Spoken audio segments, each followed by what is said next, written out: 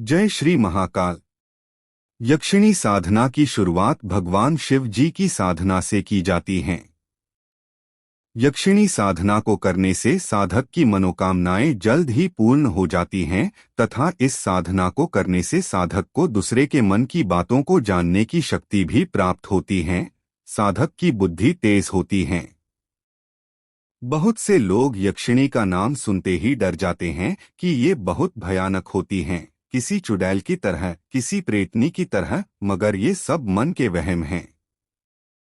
यक्षिणी साधक के समक्ष एक बहुत ही सौम्य और सुंदर स्त्री के रूप में प्रस्तुत होती है। देवताओं के कोषाध्यक्ष कुबेर स्वयं भी यक्ष जाति के ही हैं। यक्षिणी साधना का साधना के क्षेत्र में एक निश्चित अर्थ है। यक्षिणी प्रेमिका मात्र ही होती है, भोग नहीं, और यूं भी कोई स्त्री भोग की भावभूमि तो सिद्ध हो ही नहीं सकती, तो सही अर्थों में सौंदर्य बोध, प्रेम को जागृत करने की भावभूमि होती है। जानकारी अच्छी लगे तो चैनल को लाइक और सब्सक्राइब करें। यक्ष का शाब्दिक अर्थ होता है जादू की शक्ति। आदिकाल में प्रमुख रूप से ये रहस्यमय जातियां थीं: देव, दैत्य, दानव, राक्षस, यक्ष, गंधर्व, अप्सराएं, पिशाच, किन्नर, वानर, रीछ, भल्ल, किरात, नाग आदि। ये सभी मानवों से कुछ अलग थे। देवताओं के बाद देवीय शक्तियों के मामले में यक्ष का ही नंबर आता है। कहते हैं कि यक्षिणियां सकारात्मक शक्तियां हैं तो पिशाचिनियां नकारात्मक। बहुत से लोग यक्षिणियों को भी किसी भूत प्रेतनी की तरह मानते हैं, लेकिन यह सच नहीं है। रावण के सौतेला भाई कुबेर एक यक्ष थे, जबकि रावण एक राक्षस। महर्षि पुलस्त्य के पुत्र विश्रवा की दो पत्नियां थीं, इलविला और कैकसी। इलविला से कुबेर और कैकसी से रावण, विभीषण, कुंभकर्ण का जन्म हुआ। इलविला यक्ष जाति से थीं तो कैकसी राक्षस। जिस तरह प्रमुख 33 देवता होते हैं, उसी तरह प्रमुख 8 यक्ष और यक्षिणियां भी होते हैं। गंधर्व और यक्ष जातियां देवताओं की ओर थीं तो राक्षस, दानव आदि जातियां दैत्यों की ओर। यदि आप देवताओं की साधना करने की तरह किसी यक्ष या यक्षिणियों की साधना करते हैं, तो यह भी देवताओं की तरह प्रसन्न होकर आपको उचित मार्गदर्शन या फल देते हैं। उल्लेखनीय है कि जब पांडव दूसरे वनवास के समय वन भटक रहे थे, तब एक यक्ष से उनकी भेंट हुई जिसने युधिष्ठिर से विख्यात यक्ष प्रश्न किए थे। उपनिषद की एक कथा अनुसार एक यक्ष ने ही अग्नि, इंद्र, वरुण और वायु का घमंड चूर चूर कर दिया था। यक्षिणी साधक के समक्ष एक बहुत ही सौम्य और सुंदर स्त्री के रूप में प्रस्तुत होती है। किसी योग्य गुरु या जानकार से पूछकर ही यक्षिणी साधना करनी चाहिए। यहाँ प्रस्तुत है यक्षिणियों की चमत्कारिक जानकारी। यह जानकारी मात्र है, साधक अपने विवेक से काम लें। ये प्रमुख यक्षिणियां हैं: 1. सुर सुंदरी यक्षिणी, 2. मनोहारिणी यक्षिणी, 3. कनकावती यक्षिणी, 4. कामेश्वरी यक्षिणी, 5. रतिप्रिया यक्षिणी, 6. पद्मिनी यक्षिणी, 7.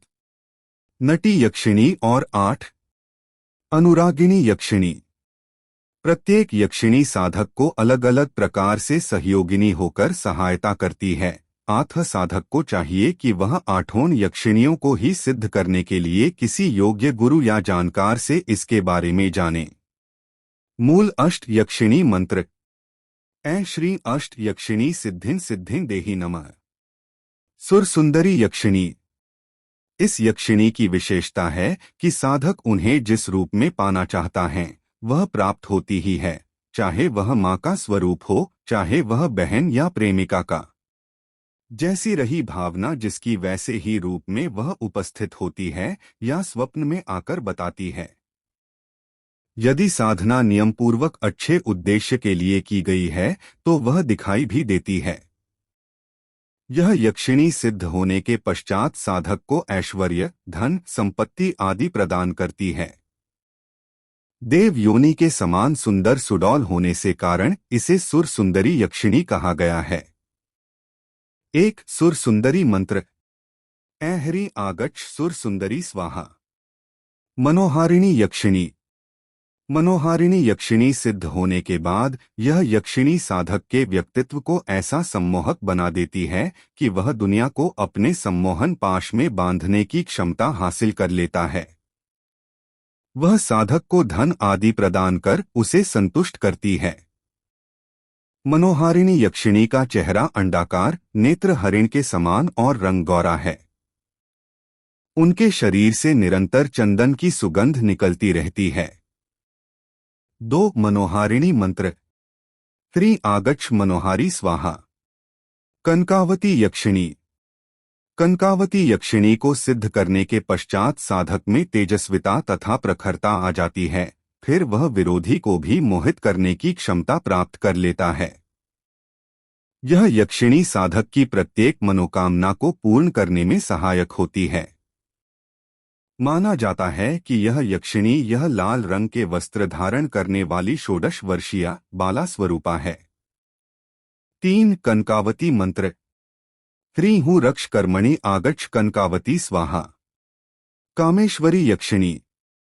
यह साधक को पौरुष प्रदान करती है तथा पत्नी सुख की कामना करने पर पूर्ण पत्नीवत रूप में उपस्थित होकर साधक की इच्छा पूर्ण करती है। साधक को जब भी किसी चीज की आवश्यकता होती है तो वह तत्क्षण उपलब्ध कराने में सहायक होती है। यह यक्षिणी सदैव चंचल रहने वाली मानी गई है। इसकी यौवन युक्त देह मादकता छलकती हुई बिंबित होती है। 4 कामेश्वरी मंत्र। क्री कामेश्वरी वश्य प्रियाक्री। रति प्रिया यक्षिणी। इस यक्षिणी को प्रफुल्लता प्रदान करने वाली माना गया है। रति प्रिया यक्षिणी साधक को हर क्षण प्रफुल्लित रखती है तथा उसे दृढ़ता भी प्रदान करती है। साधक साधिका को यह कामदेव और रति के समान सौंदर्य की उपलब्धि कराती है। इस यक्षिणी की देह स्वर्ण के समान है जो सभी तरह के मंगल आभूषणों से सुसज्जित है। 5 रति प्रिया मंत्र। त्रि आगच्छ आगच्छ रति प्रिया स्वा। हर हर महादेव।